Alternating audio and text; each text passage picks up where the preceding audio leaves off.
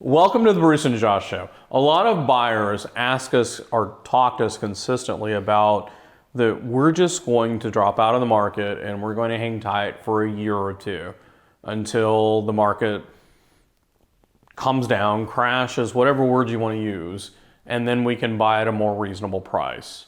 We're going to talk to you about when and if that's a possibility. So stay tuned and find out if you're correct or not in waiting this out. All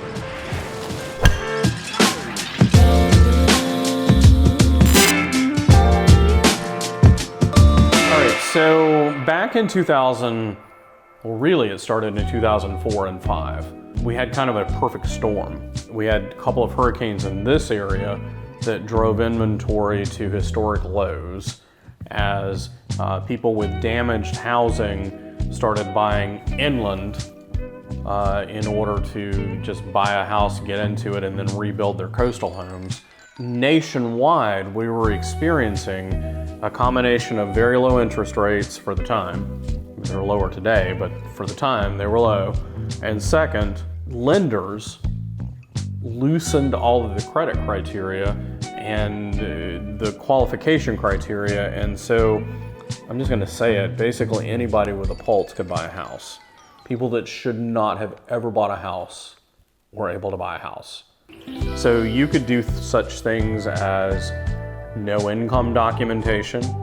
So they would say, how much do you make a year? And you could say, I make $700,000 a year. But you could walk in, if your credit score was, say, in the 700s or higher, you could say, I make $700,000 a year, and they would never verify that. They would not ask you for any documentation.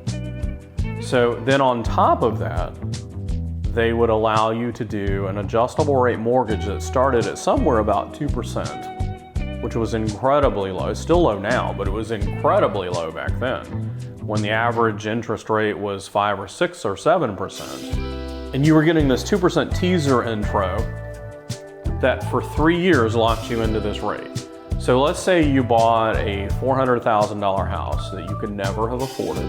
The payment on it at the time was $1,700 a month at 2% interest. And in 3 years, it jumped to 7% interest as the ARM kicked in to market rates. And now your $1,700 a month payment was $3,000 a month, $3,500 a month. And you can't afford it. So you lose your house because the lenders set you up to fail. And we'll flash forward to now, and the government got involved, and I'll say this is one of the times that the government got involved and actually fixed things. And now it's very stringent to qualify for a loan. You have to go in and prove income. So you can't go in and just tell them how much you make. You have to prove how much you make. Basically, when you go in and get a loan, they are going to strip you down and just put it out all on the table. So right now, we are in a really tight seller's market where we have anywhere from 650 to 800 homes on the market at any given time. And in this area, we have about 500,000 people, and plus the people moving into the area, all fighting for those homes. And with new construction where they're just not able to keep up with the demand. And for probably about another 1.5 to 2 years to come, they won't be able to keep up with that demand. And there's just no sense of those kind of houses coming onto the market, and the builders can't even put the houses that they're building onto the market like that. Stats that show from 1959 until 2007, the average amount of inventory that builders put on the market in the United States, across the United States, was about 1.1 million units every year, new housing units. 1959 all the way through 2007, every year they would build about 1.1 million units. From 2007 till now, they've been building about 700,000 units a year. So you can see that's a deficit of 400,000 houses a year coming onto the market.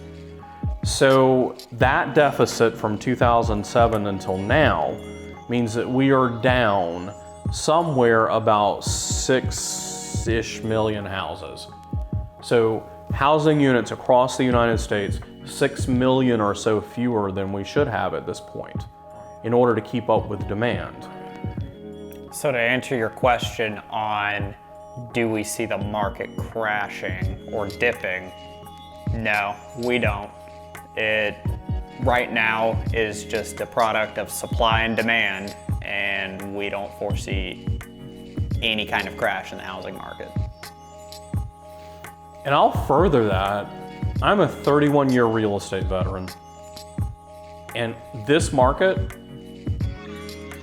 I'm buying houses in this market because I feel like that there's no crash coming like there was in '06.